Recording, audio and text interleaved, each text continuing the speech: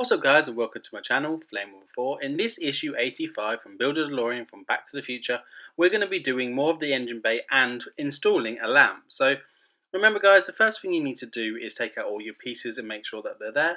You'll need to have 85A in engine bay back, 85D front body rear panel, and then you will also need an engine lamp base, and then you will need 2 AP screws, 4 BP screws and 13 DM screws.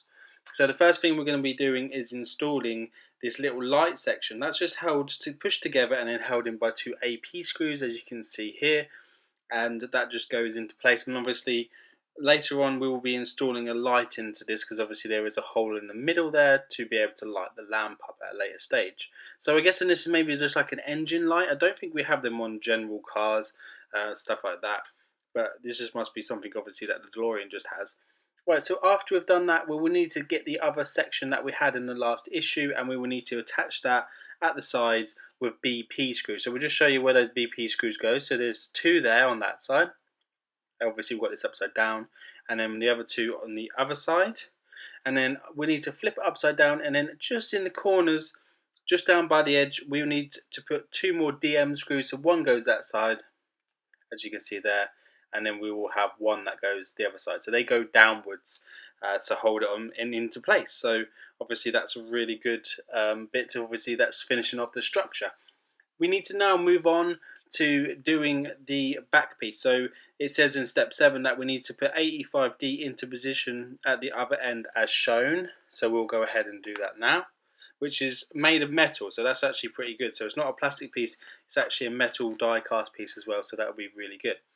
So as you can see here, that is held on by 3 DM screws at the bottom. So there's 1 there, 1 here, and then along this bottom section there is where it will need to be clipped into place, because that's where it holds on. And then obviously there was another one just up on the other side, and that's what it looks like when it's complete, guys. Looking really good. So the engine bay is almost done. Obviously I want to add a few more fine details to it, but don't be disalarmed if you're going to put it into the vehicle itself. You can still obviously take it apart, because you can still access the screws and do things like that. So obviously if you want to take stuff off, paint it. I know a lot of people have done those canisters red, and that might be something that I'll do at a later stage, but I can still get to those when it is installed into the car. So right, it says into the magazine that you just need to push that little pipe into the back section with just so you don't need to have anything in there. It actually holds in really well. All you need to do is push it in with a little bit of force with your hand. Try not to obviously break it, but I kind of held on to it as I pushed it in, and it went in alright. It wouldn't need any glue, that just sits in there fine. And obviously you want to take it apart, you don't really want to be gluing it to something that's structural. So, and it goes in like that, so it looks really good. I want to do those pucks as well, so I'm going to do those black at some stage, because obviously they are black on the vehicle. So you need to go grab the shell of the car, and we will need to install this. So you need to just put it into place, make sure everything fits down flush, make sure there's no gaps, and then do one side at a time. So as you can see here, we'll need DM screws as well, and I put the DM screws obviously onto the first side here, which is what I'm going to show you now. So there's 1 DM screw there, 1 DM screw here, and then there's another one up there. So that's just holding that side into place. So obviously try not to do it all at once, but make sure it stays flat, because you want to make sure that it stays flat into position. And make sure you've got yours laid on something where you're not going to scratch the car, because mine's laying on a massive piece of foam, which I've shown you in previous ones. So make sure you do that, please, guys, because I don't want you scratching your DeLorean up, not at this stage. So as you can see here, we have now done the other side. So there's another 3 DM screws. There's 1 there, there's 1 under there, and there's 1 under the arch there. So that's the position that the DM screws would be.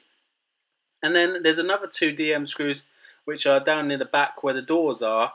That goes on just down the back section, but these are kind of like hook ones, so they're not ones where obviously they're captive. They are ones where you can just push them out.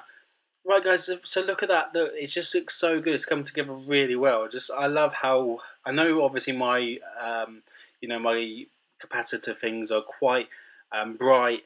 And I want a really bright engine bay, because I want to do mine a bit like Ready Player One, the Parsifal's one. So we have a lot of Mike Lane mods coming, so I can't wait to crack on with those and get those done as well. It's just looking so good. The detail that is put into this model is amazing, and the size of it, the sheer size of it, is it's out of this world. It's so good. I sit there sometimes and just walk past, as I'm just walking past on the way to the kitchen, because this is sat in the dining room, and you know, it's just I can't stop looking at it. It's just such a great piece. It's just, you know, I'm so glad that I took this DeLorean build on. At the start, I didn't know too much about it or where most things went, but as we've gone on, you know, I've learned so much. So this is definitely a learning curve for me.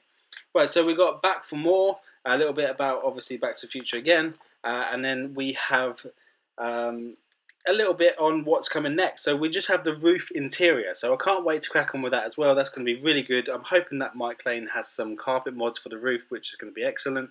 And I'll see you guys for issue 86. Thanks for watching. Please subscribe, and I'll see you guys on the next one. Take care now. Bye-bye.